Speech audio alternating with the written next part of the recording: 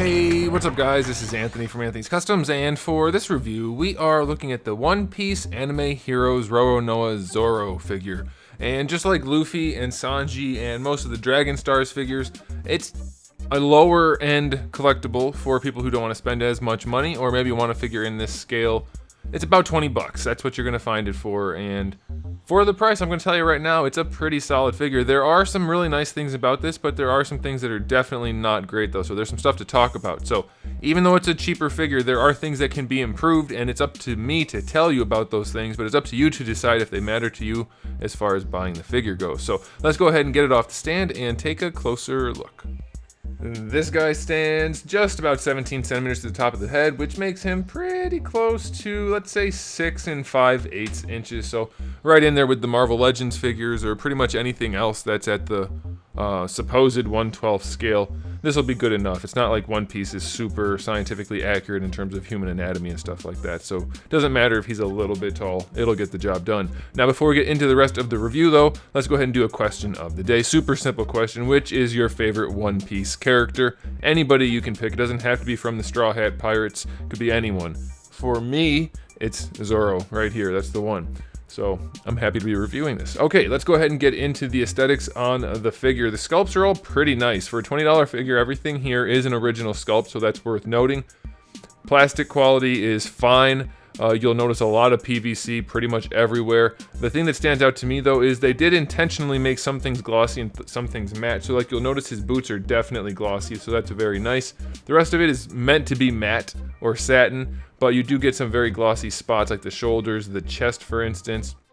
You will find some unusual finishes in there. I don't think that's intentional. I think that's just the result of the molding process, but it still is the case, unfortunately. As far as paints, there's not a ton, but you can see like down here on these little latches or whatever, clasps, they're very well done. They wrap around nice and clean. Same thing for up here on his chest area. Then we also get this clean scar. The face is done exceptionally well. No issues there. It looks just like the anime. All the molded colors are fairly uniform, so that's nice. I'm not sure there's much else they could have done. The only thing that really stands out to me in the aesthetic, other than the glossiness where it shouldn't be occasionally, is that where the shoulder joints are, you do see a lot of that flesh tone peeking through. I think they could have had the soft green part on the inner part of the robe or cloak, whatever you want to call it. Just a little extra material sticking out would have been fine. It wouldn't have impeded articulation, and it would have helped the figure to look good. So that's it. Otherwise, it looks really good. So aesthetically speaking, I'm going to give this an 8 out of 10 for a $20 figure with all new sculpts. The paints are clean. The only real issue I have is the glossiness. So I like that. I like it a lot. Alright, now as far as accessories go, we do get the 2 fist hands that come on him in the package, and then we also get 2 gripping hands which are appropriate for his accessories. Not all companies do that these days, McFarlane, but some do, and this is one of those. We do also have his 3 katana.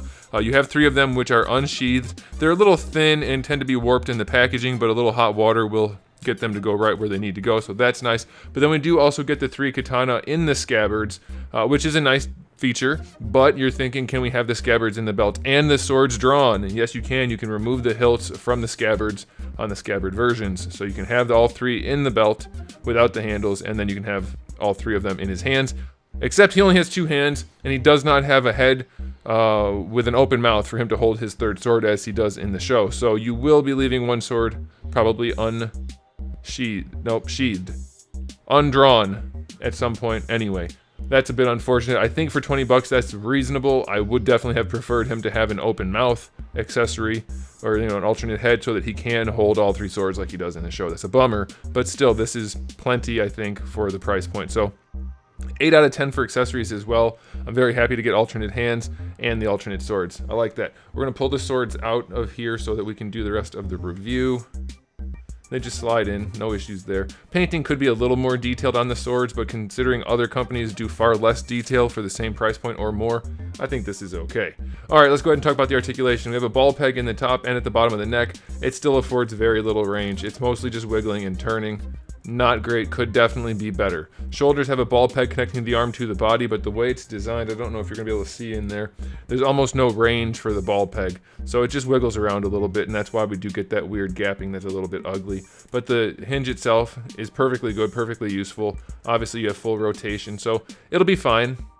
You have a bicep swivel hidden by the headband wrapped around his arm there. This side is just a standard swivel. Double jointed elbow gives him plenty of range. Is it the best looking elbow ever? Certainly not, but it will get the job done again, so that's all right. Wrists are on a ball hinge, which for the gripping hands is great. You get plenty of range out of them. The hands pop off maybe too easily, but it's not like they're loose or anything, so I think that's fine, and the extra range is welcomed. Nothing in the upper torso. We do get a ball peg at the lower torso, but if we zoom in here, you'll see it's not sculpted. Hopefully you can see that. I don't know. It's not sculpted for looking good or actually functioning. It's really just a connection to hold the top half and bottom half together. They used a ball peg, which is good, but they didn't account for it in terms of functionality. So it's like basically just a twist. That's all you should really count on. So that's kind of a bummer. Definitely lacking in some areas. The skirt part is split and nice and soft, so you won't have too many issues with that. That's fine. But the problem I have, which we'll get to in just a second, will kind of probably knock this down quite a bit. For the hips, we have ball peg hips. Standard socket lets the legs move forward and back. They don't have the greatest range, but it's probably good enough, I think. They do go back a little bit, they go forward. They are hinged, but the hinge is very minimal, so it's not going to really do a whole lot. It doesn't really add anything. It's a little floppy, don't care for that. You get a thigh swivel, so that's fine, but here's the part that really bothers me. Look where the knee joint is. He's got very tiny thighs and huge lower legs.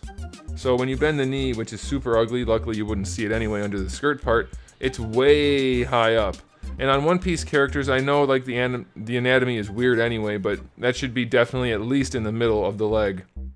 The lower leg should be shorter than the upper leg, and they did it the wrong way. So that will affect posing. It will make it look weird. It's very unfortunate. For the ankles, you have a standard ball hinge, which affords enough range. Could be a little stiffer, but it'll get the job done. That's what she said. It's fine. Nothing impressive. Nothing too egregious, except for that knee situation and the waist.